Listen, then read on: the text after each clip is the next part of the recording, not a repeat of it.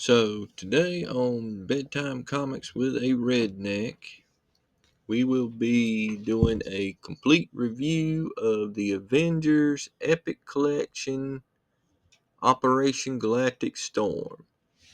Now, if you've been around my channel a little, then you know that I have put a video up for parts 1 to 6, and I have put up shorts covering the rest of the book on breakdowns per issue.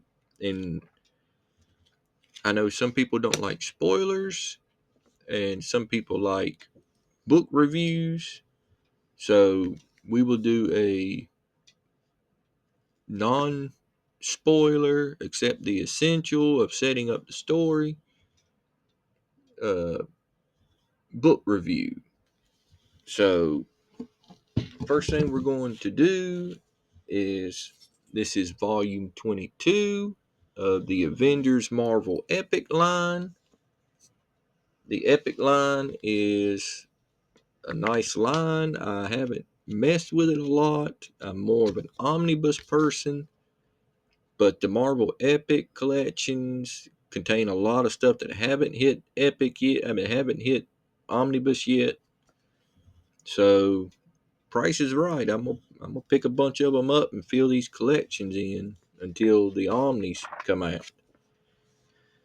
So this collects Avengers 345 to 347, Avengers West Coast issues 80 to 82, Corsair 32 to 34, Wonder Man 7 to 9, Iron Man 278, 279, Thor 445 to 446, Captain America 398 to 400 with the main story from it, and 401 of Captain America. So the paper quality is pretty decent. It's pretty decent paper quality. Uh,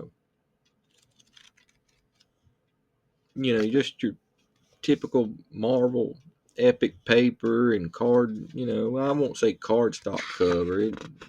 Well, I guess it is close enough. So retail price is $44.99.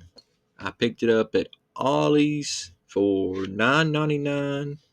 So the last I seen, my Ollie still had like one or two. So if you're interested, you really need to get to Ollie's. I picked up another Avengers Epic for $9.99 down there. But this is my first major old Avengers storyline that I've read. I didn't start reading Avengers until Brian Bendis started with Avengers Disassembled and led into New Avengers. Like from there on, I know here and there enough, but this old Avengers stuff, this is all new to me. Uh, I'm very pleasantly surprised with it. This was really good. This entire Epic Collection book consists of the entire Operation Galactic Storm. It is Operation Galactic Storm from issue 1 in here all the way to issue 19 that ends the story with a extra issue of Captain America that is an epilogue. So that's all that's in here is Operation Galactic Storm related stuff. So the book lays over pretty good. So it's a glue binding. I didn't have any issues with the binding while reading it. The only issue I got is these little corners. The little plastic over the cardboard likes to roll back a little for some reason. But that's here nor there. That's kind of why I prefer hardcover, is you don't have all them issues. But anyway, So to give you a general idea of the story, it's the Shi'ar Empire versus the Kree Empire.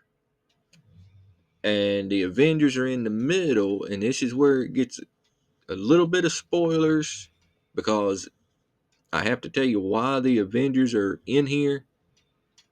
They're in the middle of this war because both empires have set up stargates around Earth, and every time they use the stargate, it causes solar flares on the sun. So they're in here trying to negotiate the stargates to be moved somewhere else. But of course, they get drawn into the middle of the war. Uh, there is fights with the Imperial Guard and the Avengers in here. Anybody from X-Men is very aware of the Imperial Guard and the power horses that it makes up. So it makes for some fantastic battles. This book, to be my first introduction into the old Avengers stuff, was a very positive one. This book, every 20 issues in here, except the very epilogue, and of course the epilogue doesn't need it. But every other issue in here leading up to the epilogue was just action packed. The fighting in here was done perfectly. There was the right mixture of fighting. There was the right mixture of keeping the story moving. So you had story progression mixed in with your action junkie feel. So you were getting the best of everything. So that's the premise of the story. Is you've got multiple battles with the Avengers and the Imperial Guard. Like, I mean, the art is consistently good through the whole thing. I would give the art 7.5. No, I would give the art an 8. I'll give the art an 8. It was consistent throughout the whole thing. There was no issues that looked bad. All the art looked clean. The characters resembled the characters. If you watch some of my other videos, you know what I mean. Like, there's some artists out there who, when they draw a face, half the time you can't even tell if it's got eyeballs there or not. How they get to be artists for $4.99 issues, I'll never know. But the art is very, very good. The fighting is very good. The story is very good. Uh, so the art, I will give an 8. The story, on the other hand, the story, I would love to give it a 10 because I really had a good time reading this. It was a very positive experience, but I have to draw it back to, I mean, it probably gets a 7.5. And that's not bad. I mean, the story's great. The action's great. Where I struggled was somebody like me who isn't into the old Avengers, who's, I would imagine that Marvel was using this at the time to try to draw people into Avengers by calling attention to this big event where the Avengers are basically fighting against some of X-Men's big things. I'm assuming they were trying to draw some of the action from the X-Men, draw some of the fans over, because at the time X-Men was probably this was the 90s. So X-Men was the big thing then at Marvel. The 90s were by far X-Men's flagship for Marvel. So I think they were trying to get some of this attention over here to Avengers by using some of the major X-Men cosmic elements. And I feel like what brings the story down for me was they didn't, there was a couple of things that they didn't bring people up to speed on when they were doing this big event story that they knew they were going to get new people in. Like, they never explained this has Thor in it, but this is not Thor Odinson. This is some guy named Eric, and he's got a hot temper. Nobody explains why he's here. Nothing in here. In 20 issues, they don't explain why he's took over as Thor. They don't explain what happened to the Thor we know. And when you're making a big jump on point like this, a big story, you should bring, because this ain't just they're doing a 5 or 6 issue crossover. This was a 19-part story that involved all the Avengers stories at titles at the time. So you cannot tell me Marvel was not they had ads in here where they were trying to promote it. They were trying to get new readers in here.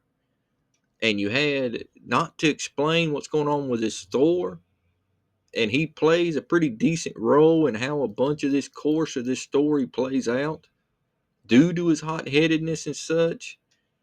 I feel like that cost him a couple of points. Cersei from the Eternals, I don't know a lot about her. They did an okay job with her, but they still didn't really explain anything.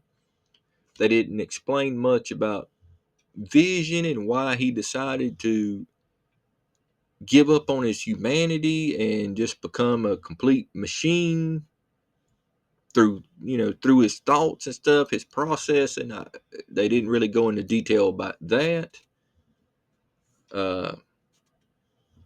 On the other side, it was nice to see them utilize so many different Avengers. You've got 3 different teams that the Avengers is split into. You've got the team that goes to the Shi'ar, you got the team that goes to the Kree, and you got the ones that's defending the Earth. All of them, except the Earth team. I feel like the Earth team doesn't get enough time shown on it, but I understand why, because everything's going on in space. So